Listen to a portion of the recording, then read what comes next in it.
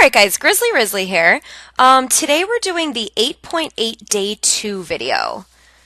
But if you look at your schedule, let's see, you're supposed to be doing 8.8 day 2 video notes on page 42. Where actually, there's nothing there. So today we're going to be doing page 38 and 39. Okay, so if you go to page 38, 39, and you're watching the right video. Okay, so let's go to page 38. Okay, so today we're going to review factoring, and we're going to take it one step further. Okay, so first step, always check for a GCF first. Okay, so let's review pulling out a GCF. All right, so if you guys want to pause and try these, pull out the GCF. Okay, so out of these two guys, they both, out of 4 and 16, we could pull out a 4 and the smaller amount of x's. So 4x. If you guys want to put a 1, you can. All right, and then let's actually divide it out. 4 divided by 4 is 1, and 3 minus 1 is 2. And then minus 16 divided by 4 is 4, and the x is 0, so it's gone. All right, so that's pulling out the GCF.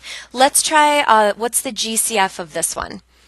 So out of 2 and 4 and 6, they have a common factor of 2, and then they all have x's, so we can pull out the smallest one, which is only one of them. Okay, so that's the GCF of all three. Now let's actually divide it out. So 2 divided by 2 is 1. And then if we subtract the x's, we get x squared. Negative 4 divided by 2 is negative 2. And if we subtract the x's, we have 1 left. And negative 6 divided by 2 is negative 3. And if we subtract the x's, it's gone. Okay, so that's what you do first. But now, in today's problems, what's left in the parenthesis, we can factor more. So let's review how to do that. So if what's left in the parenthesis has 2 terms, be on the lookout for the difference of 2 perfect squares.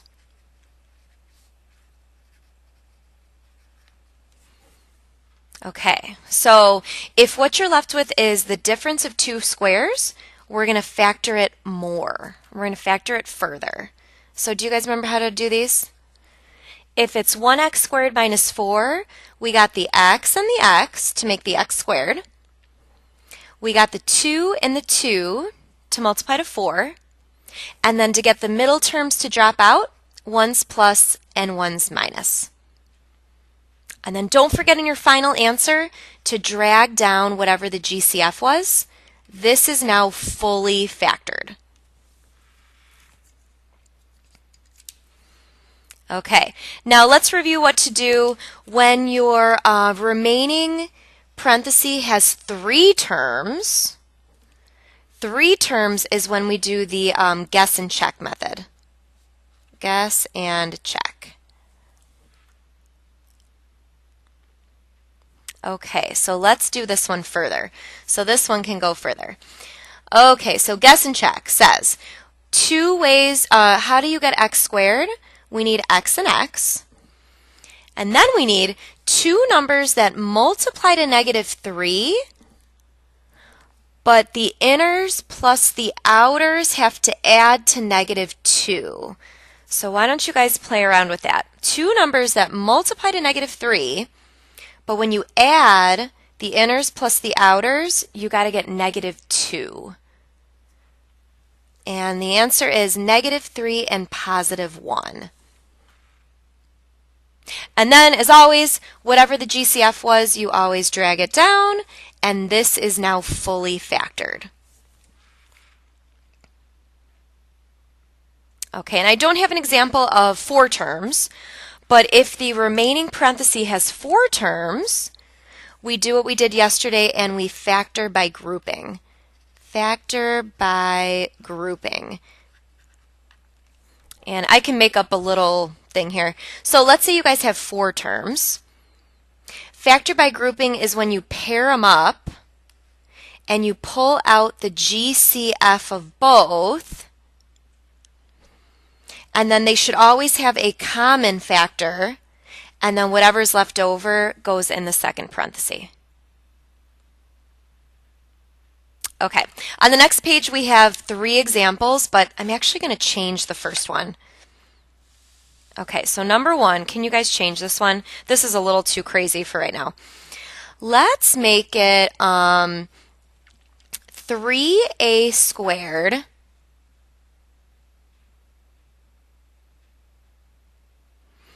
minus 18a plus 15. Okay, so factor completely. Actually, let's make it a little harder. Let's make this an a cubed, and let's make this an a squared, and let's make this an a. Okay, that's a good problem. All right, first thing, guys, GCF. What can you divide out of all 3 terms? Okay, well, 3, 18, and 15, you can all divide by 3. And then they all have an a, so we can pull out the smallest one, which is just a. All right, go ahead and divide every single piece by 3a. You should get 1a squared minus 6a1 plus 5. Okay, I shouldn't have to review how to do that. Okay, but now we're not done.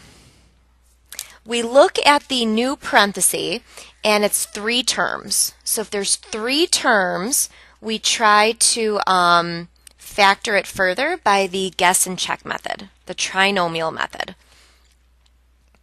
Okay, so to get a squared, we need a, and then we need 2 numbers that multiply to 5, but at the same time, the inners plus the outers have to add to -6. So can you guys think of 2 numbers that multiply to 5 but add to -6? And hopefully you come up with -5 and -1. And then don't forget the GCF drops to the front.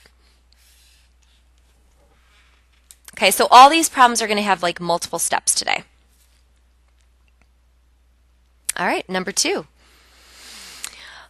For this one, I would probably, you know what I would do? I would write it in descending order first. I think it's going to make it easier.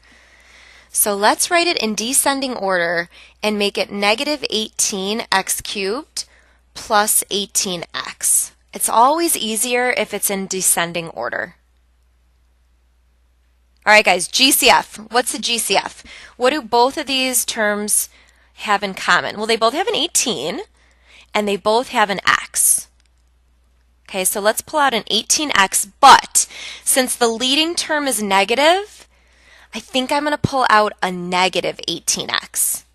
It's going to make our lives easier. I'm going to pull out a -18x, GCF. All right, let's divide and see what's left inside.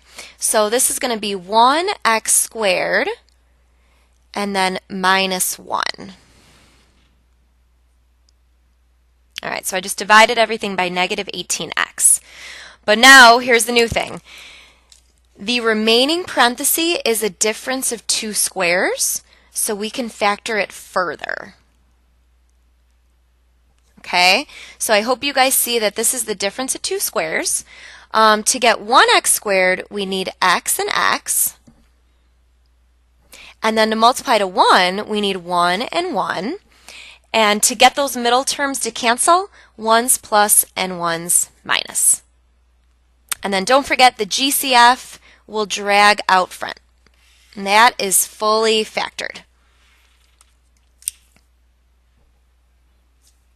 All right, number 3. GCF, is there anything that every single term has in common? You know what? They all have a y. They all have a y. So the GCF is a single y. let's divide every single piece by 1y. That's the GCF. So we're left with x cubed minus x plus 5x squared minus 5. All we did was divide every single piece by y.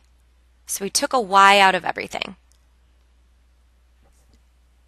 Okay, now the remaining parenthesis has 4 terms, so we're going to factor by grouping. All right, so we're going to group the first two, pull out the GCF, and then we're going to group the second two, and we're going to pull out the GCF. Okay, so the green. What do x cubed and x have in common? What can we pull out? I think we could just pull out 1x.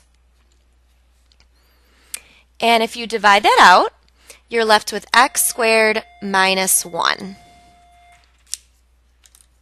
Okay, from the second pair, they both have a 5, so we're going to pull out a positive 5.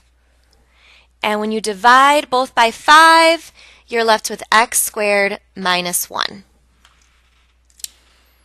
Well, that's nice because now they have a common factor of x squared minus 1, so we pull that out.